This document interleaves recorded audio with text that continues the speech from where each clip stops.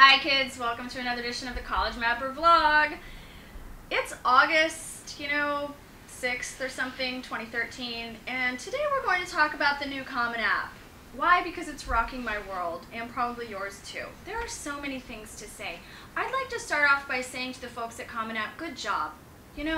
Software is a buggy business, it's difficult stuff, good job. It's not going to work right the first time, it's not just going to be super easy, and I think it looks very nice. So let's move on from the kindnesses and niceties into, hey kids, now you have to navigate this thing. And for the most part, I think it's pretty slick. It's pretty easy. I've been all over it. Just want to counsel you to add your schools first, because then they populate a little list and you'll see your colleges there on the dashboard.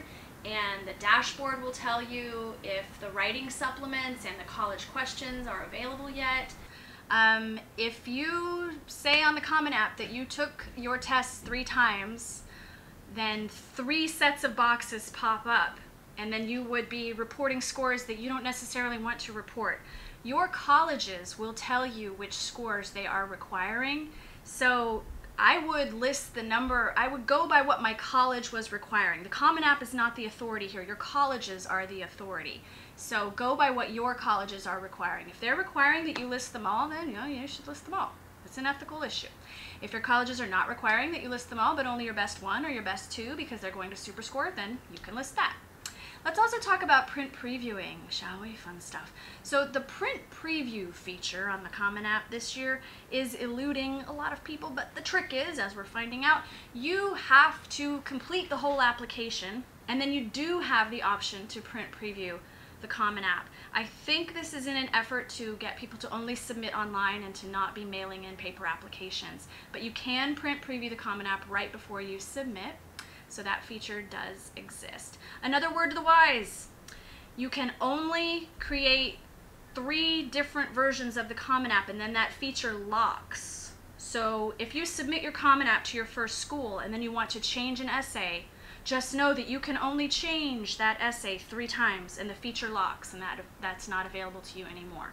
Do not allow yourself to get in there and just start filling out data and clicking a bunch of buttons before you've started your rough drafts, because your essays are going to take you far more time than entering data on the Common App. It's actually a form of procrastination if you think about it, because you feel really good like you're doing a lot of work on your college applications, but you're doing the easy part first. Starting the rough drafts is really difficult. I think that absolutely needs to happen for you in the summertime before school starts and homework and sports and yada yada, and you guys are overscheduled. So get those rough drafts started before you spend a lot of time in the Common App.